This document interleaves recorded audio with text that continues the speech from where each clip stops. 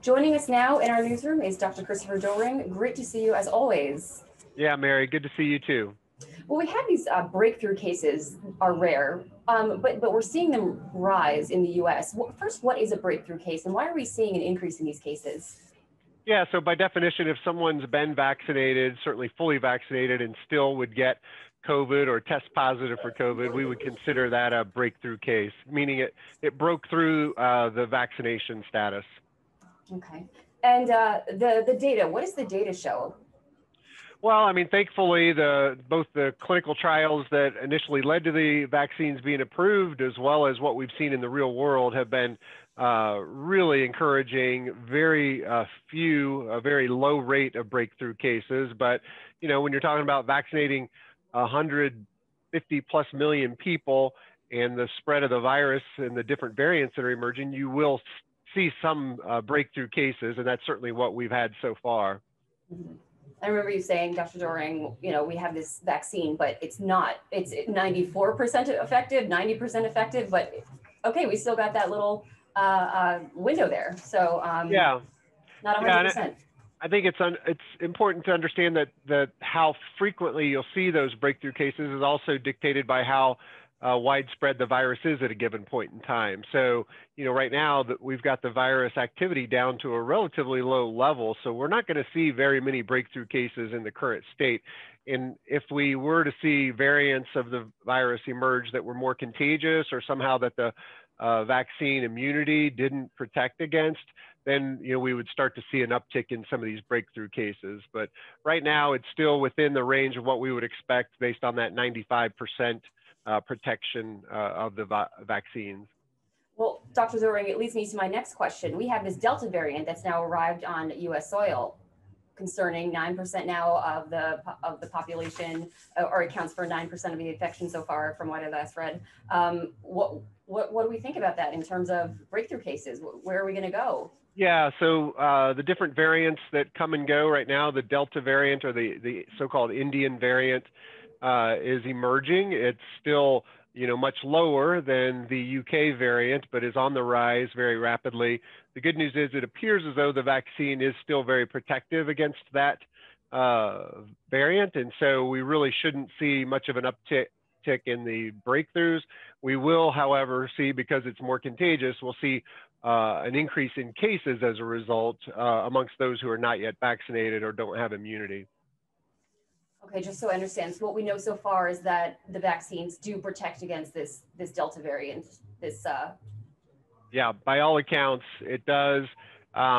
Unfortunately, people who've only had one dose of the vaccine don't seem to be as well protected against the Delta variant. So it is important to be fully vaccinated. And certainly, we're seeing this Delta variant in England right now, and because their strategy was one dose for everyone before a second dose, they actually have seen a significant uptick as a result of that. But for those who are fully protected, fully vaccinated with the 2 shots of Moderna or Pfizer, or the single dose of the J&J, should have a good persistent protection from this Delta variant. Okay, all right, great. And again, great point. We want to see those people get back in and get their second shot. Is there a specific group that this is affecting, the breakthrough cases? Do we know? I mean, over 60 are the younger cases. I read somewhere, I thought it was 12 to 20, which was kind of interesting. Yeah, and the breakthroughs sometimes are associated with people who maybe didn't have as robust of a response based on their own immune system. So I think typically you're going to see it in folks who maybe don't have as healthy or robust of an immune system. So, that could be related to someone's age. It could be related to an underlying health condition, some other issue that maybe they're on a medication regimen that suppresses their own immunity.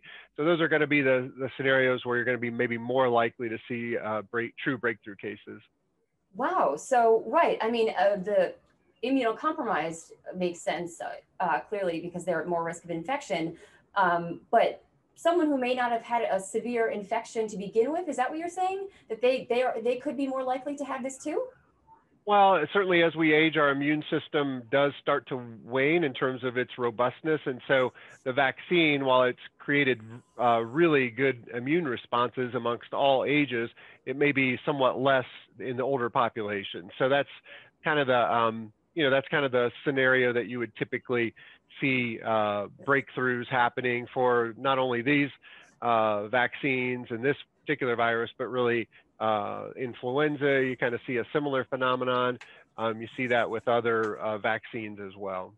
Okay, so this is not something that's uncommon. We breakthrough case. It's not like a new term for in Right. science. Not at all. And again, the protection that has been demonstrated in the trials and in real world experience is incredibly high, incredibly effective. And so there's just a lot of reasons to be very confident in the immunity and the protection that we're getting. And when you do see breakthrough cases, virtually never leads to severe COVID disease or death. So, nearly 100% protective against those scenarios. And just in terms of the Delta, I'm going to circle back to the Delta variant. So from what I understand, or from what I've read, that it presents different symptoms, milder symptoms. There was a study out, and it was headache, it was runny nose, this maybe slight fever. They described as kind of feeling off. They're milder symptoms.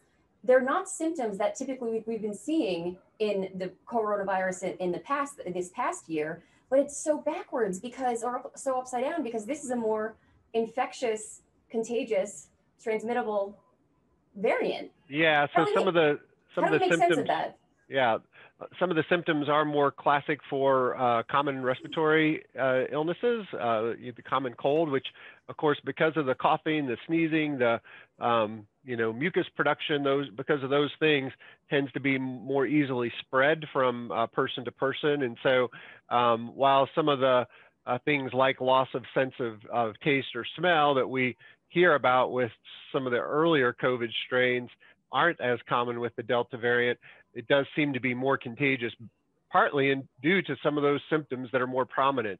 Also, partly because the virus appears to be more contagious in its own right. So. Could you explain that? I'm not sure I understood. So we've seen headache, runny nose, slight fever, but maybe because this is just developing, that we're just seeing this now, and there may be more as it spreads. We'll hope it doesn't spread, but. Yeah, so the so-called Delta variant is the one that sort of rose to prominence in India. It's now, of course, spreading around the world, and does seem to be, rising quickly here in the United States. Because its symptoms are, sore throat, cough, runny nose, those sort of more classic upper respiratory infection type symptoms.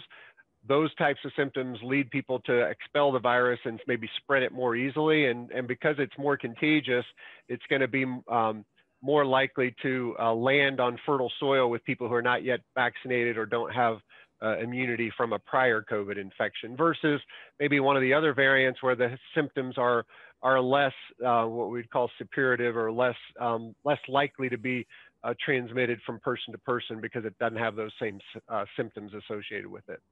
Oh, that makes so much sense, Dr. Doring, because if it's fatigue, if it's loss of sense of smell, or taste, you're not going to pass it on if you have those symptoms. Oh, that's so interesting. And it's a respiratory virus. And you have that runny nose, and you have the sore throat and all those things. The air droplets and everything. That's right. Yeah. Wow. Okay. So I just want to make sure I understood that correctly.